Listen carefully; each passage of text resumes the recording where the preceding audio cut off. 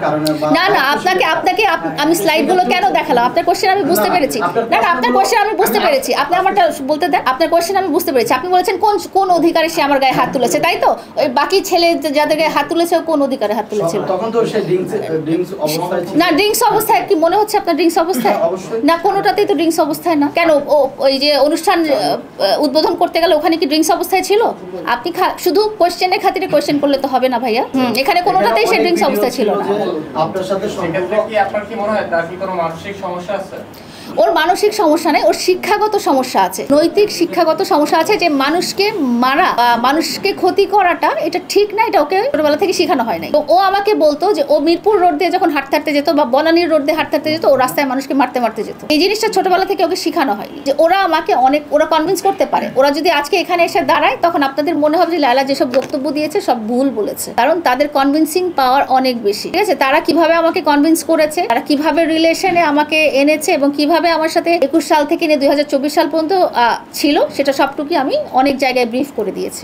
এটা মামলার সাথে রিলেটেড না ভাই। আমি শুধু এটা না এটা প্রশ্নই আসে না, এটা কোনো প্রশ্নই আসে না। এটা আপনি আলাদা নেবেন।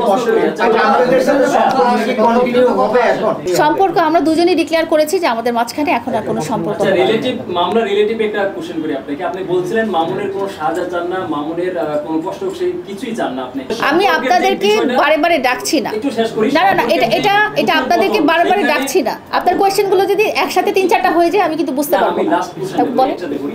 সম্পর্কের উত্থান পতনে আপনারা যে জিনিসটা বলছেন যে ভালোবাসা এটা হয়, সেই ক্ষেত্রে মানুষকে এই মেসেজটা নেবে কিনা যে ভালোবাসা মানে এই ধরনের মারামারি, কাটসাট এবং পরবর্তীতে মামলা আবার মিলমিশ, আপনারা চাচ্ছেনটা আসলে এটাই আমার আমারও কোয়েশ্চেন যে ভালোবাসা মানে তো মারপিট না। আমরা সবসময় ভালোবাসাটা আমার এন্ড থেকে আপনারা দেখেছেন, মামুনের এন্ড থেকেও হয়তো দেখেছেন। হইতে পারে না আমার হাজবেন্ড ড্রাগ অ্যাডিক্টেড, তাকে যদি আমি রিহ্যাবে দিয়ে দেই এটা তো কাইন্ড অফ পানিশমেন্ট। তো তাকে ভালো হওয়ার জন্য কি আমি রিহ্যাবে দিব না? তার মানে আমি তাকে ঠিক করতে পারিনি, আমাকে এক্সট্রিম লেভেলে যেতে হয়েছে। ঠিক আছে, বারবার মারামারি কাটাকাটি কেউই চায় না, কখনো আমি চাই না। অ্যাটলিস্ট আমি তাকে ঠিক করতে চাই এবং বারবার কিন্তু মারামারি ঘটনা আসছে না। এবং আমাকে এই যে ডিসেম্বরে মারার পরে আপনাদেরকে মনে হয় আমার লয়ার আপনাদেরকে নেক্সট জিডিটার কপি দিয়েছে যে এই 23 তারিখ মার্চেও সে আমাকে ফিজিক্যালি অ্যাসল্ট করেছে। তার মানে সে তার মধ্যে এটা আছে, তাকে আমি কন্ট্রোল করতে পারছি না দেখেই আমি এই অভিযোগটা শেষে করেছি। শুধরাচ্ছে না তো ভাই, সে তো শুধরাচ্ছে না, শুধরালে তো হচ্ছে না।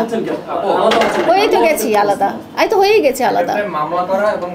মামলা একবারই করা হয়েছে, উঠিয়ে আবার মামলা করা হয়নি। একটা মামলাই 6 মাস থেকে চলতেছে। ঠিক আছে, এখানে 2-3টা মামলাই আছে যেটা আমি মামলাও করি। তখন আমি শুধু অভিযোগ করেছিলাম, অভিযোগ প্রমাণিত হওয়ার কারণে 307 ধারাতে প্রমাণিত হওয়ার কারণে এটা মামলা হয়ে গেছে সরকার। আমি এটা লাস্ট স্টেজ, মানে একটা মানুষকে আপনাকে কখনো দেখেছেন যে আপনাকে কেউ মেরেছে বা আপনাকে গলা টিপে মারার চেষ্টা করছে বা আপনাকে রাস্তায় ফেলে আপনার উপর দিয়ে গাড়ি, তখনকার অবস্থাটা কতটা সিভিয়ার। প্রথম 3টা সিভিয়ার মার খাওয়ার পরও কিন্তু আমি কোনোদিন কারো কাছে অভিযোগ করতে যাই না, ওর প্যারেন্টস বা আত্মীয় স্বজন ছাড়া। এবং দেখেছি যে তারা এটা আমলে নেয়নি, এর কারণেই তো আজকে এত দূর চলে আসছে।